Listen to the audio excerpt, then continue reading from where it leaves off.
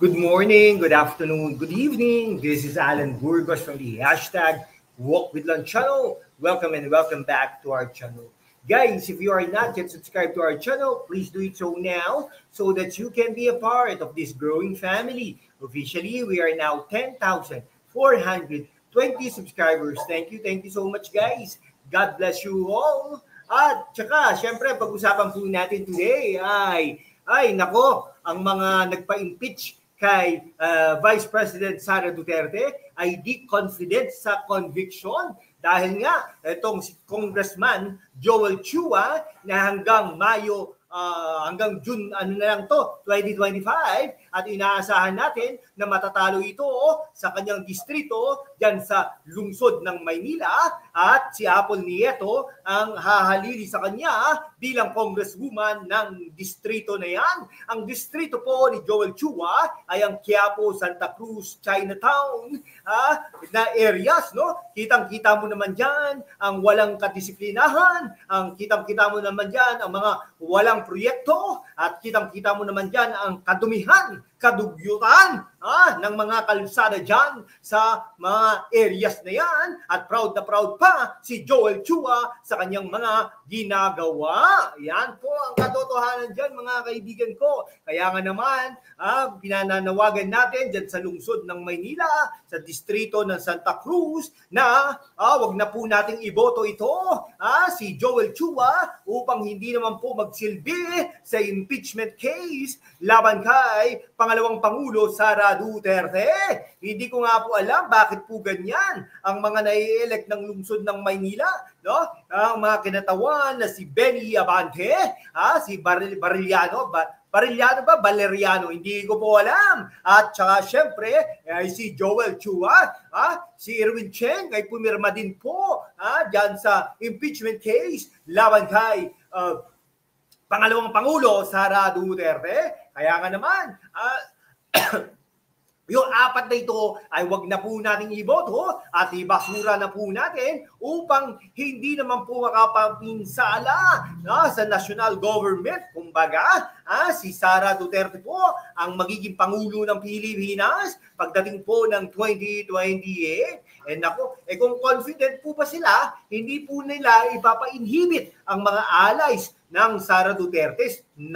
Napaka naman po, no? Pero hindi po natin alam kung sa June po 2025 mag-proceed dyan. Hindi po natin alam kung magre-resign po si pangalawang Pangulo Sara Duterte, lalong-lalo na kung hindi po mananalo ang kanyang mga manok. Kaya nga naman po, pinananawagan po natin sa ating sa mga DDS, no? At sa mga kakampi at naniniwala na si Pangulong Rodrigo Roa Duterte ay may nagawang maganda para sa Pilipinas. Siyempre, except for yung mga pagmumura niya, no? Pero ibig sabihin, yung output-based kumbaga, outcomes-based kumbaga, di po ba? Di ba? Mga bypass roads, mga bridges, mga daan, farm-to-market roads, mga airports, infrastructures, mga ano pa ba yung mga yan? Mga trains, etc. Lahat po yan ay talagang itinuloy, pinasimulan, o di kaya naman natapos ni Pangulong Rodrigo Roa Duterte. At hindi lang po yan, war on drugs, di po ba?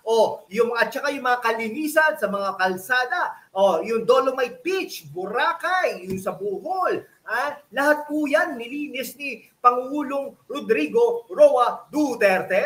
Di po ba? Kaya lang, ngayon pa, isa pa, yung mga natin, no, yung mga license natin.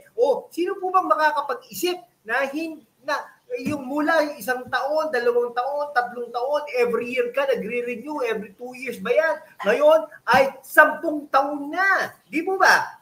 Yung passport natin, no, imbes na 1 taon, 2 taon, etc. Ngayon ay 10 taon na. Di po ba?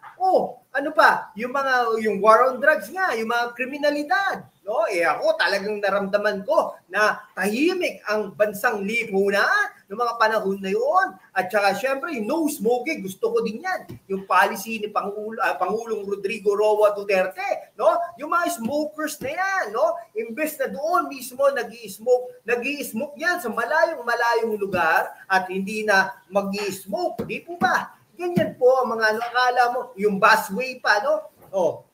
Hindi po ba yung busway na yan? Tuloy-tuloy?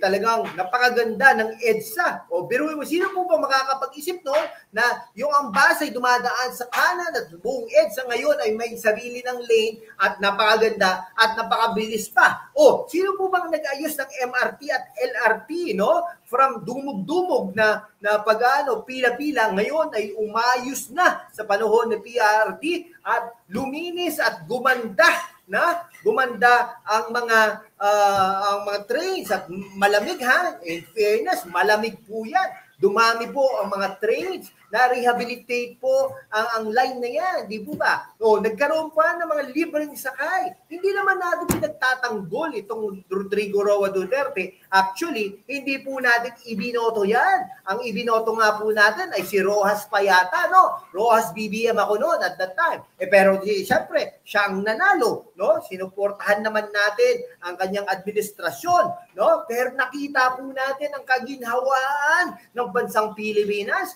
through his projects. Ang proyekto po kasi ni Pangulong Rodrigo Roa Duterte ay developmental, no? Ngayon po, ang proyekto po ni Presidente Speaker Martin Romualdez ay Ayuda Nation. Ayun pong ayaw natin, no? Okay lang naman sana kung kunwari 4Ps, ayuda, one-time, big time, mga ganung bagay, hindi po natin alam. Pero more on developmental, no? Housing, pautang, education, training, technical vocational training, infrastructure, sa health, no? Sa mga ganon, laman ng ospital, bypass road, farm to market road, bridges, trains, yung airports, yung mga bagay na yun, no? Linilinis ang mga lugar na hindi nagbabayad, mga ganong bagay. Yun po ang katotohanan doon. No? Bakit po ba? Di po ba? Ay nako, Ayuda Nation, anong gusto natin gawin? Papipilahin natin itong mga teachers na ito, papipilahin natin itong mga disabled at mga matatanda nito, yung mga sakit, no? At saka papipilahin natin, papaupuin natin, tapos magdidiskurso kayo na parang sa inyo ang mga pera niyan. Tama po si Mayor Magalong Hindi mo ba? Ay nako, grabe talaga ang nangyayari sa ating lipunan. Sana may isang congressman, may isang senadora tumayo. Tama na ito. Ito na ang ating busisiin. No? Wala. Ayuda Nation ang kagustuhan ni Speaker Martin Romualdez yata. Allegedly, mabuti kung naaabutan tayo. Hindi naman. Joke lang po yan, Ngayon, dyan sa impeachment case naman ni Vice President Sara Duterte, ay talagang pupunta na daw sa Senado yan, no? Nagsalita na ang mga leaders ng Senado na pinamumunuan ni Senate President Jesus Cordero, Joel Villanueva at iba pa, no? Na sa June daw magsisimula ang plenaryo, no? Doon lang daw po itatakal yan. Ngayon, sino po? Kung June po yan, ang mga senador hanggang June 30, no? Tama, June 2 po daw kasi magsisimula ang plenaryo, no? Ibig sabihin may mga senators elect na diyan, no? Kung abutan pa po yan, June 30, yung mga yan hindi na po magsisilbi yan. Ibig sabihin, hanggang June 30 na lang po yan. For example, Nancy Binay, no? Nancy Binay, magme-mayor na yan ng Makati City. Anong gagawin niya ngayon, di ba? Hanggang June 30. Yun po sinasabi natin. Ngayon, eto si Manila, no, 3rd District, Representative Joel Chua. Paki-comment nga po dyan kung may kagandahan dyan sa 3rd District. No? Talagang sabi niya, magdi-discuss daw sila once the panel is formally convened. Nako, we'll see if that's possible, sabi ni Chua, referring to suggestions that senators allied with Duterte. Uy, putik na yan, kalokohan to. Basta inhibit themselves from the impeachment trial. Bakit ikaw, Joel Chua, hindi ka nag-inhibit? No? From day one, you were so biased, no? Dito sa ating pangalawang Pangulo. Bakit hindi ka nag-inhibit? Di ba? Kalintikan naman talaga, Ngayon, talaga inaano mo, pinapa-inhibit mo ang perceived, no? Perceived na kakampi ni pangalawang Pangulo Sara Duterte. Perception lang po yun, no? Hindi po natin sigurado, no? Kung mag-change sila Bato de la Rosa, for example, hindi po natin alam, di ba? We will wait for our team to convene first and then we will discuss all the options. Nako, sino po ba manager ng mga prosecutors na ito. No? He believed that some senators might even voluntarily recuse themselves out of Bakit ikaw, wala ka bang delikadesa? Bakit nandiyan ka? Dapat wala ka dyan, di ba? Kasi from day one, you were so biased with the Vice President Sara Duterte. Yan po sinasabi natin, nako, yari ka kay Mayor Yorme Isko Moreno, no? At saka kay Apple Nieto. Sigurado natin talagang they will give you a good fight, no? Apple Nieto tayo sa 3rd District ng Maynila upang matalo ito si Joel Chua. Chua noted that the impeachment trial is largely a numbers game. Tama po yan. Bakit pinapa-inhibit mo? Making the question of inhibitions crucial. Wala pong mag-i-inhibit yan kasi personal po yun. No? Duterte known allies in the Senate include Senators Rodal De La Rosa, Christopher Bongo, Robin Hood Padilla, and Presidential Sister Amy Marcos. Nako! Chua said the panel would also have to discuss the possibility of the Vice President resigning. Pwede yan, option po yan, magre-resign po yan. So, baliwala ang mga ginawa nyo dahil pag nag-resign yan, pwede naman tumakbo yan bilang Pangulo ng Pilipinas dahil hindi po natapos ang trial, kumbaga. Di ba? O, tignan mo, isang ombudsman na ganyan, di ba?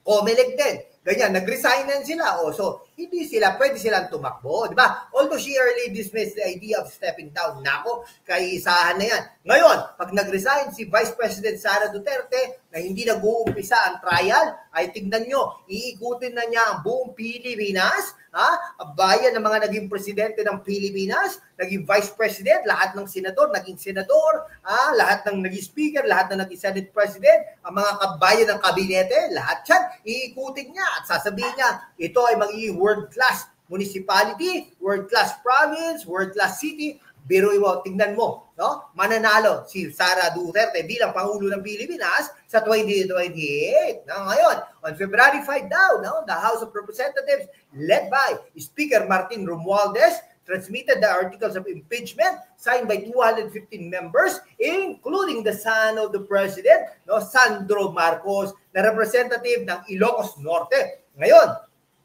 di ba nung eleksyon, tinulungan ka naman niya?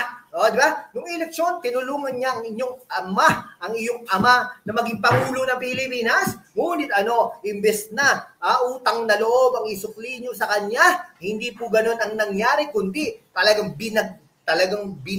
binaboy nyo, talagang nakakapikon talaga, lalong-lalo na si Speaker Martin Romualdez, di ba? Ngayon, upbeat na upbeat si Sara Duterte, talagang humarap siya sa media noong nakaraang Biyernes, no? Talagang but did not talk extensively about the impeachment except that her lawyers have been preparing for it. Talaga nagpre-prepare na naman sila. Sige po, hanggang dito na lang po mga kaibigan ko. Maraming salamat po sa inyong lahat. Mabuhay po kayo!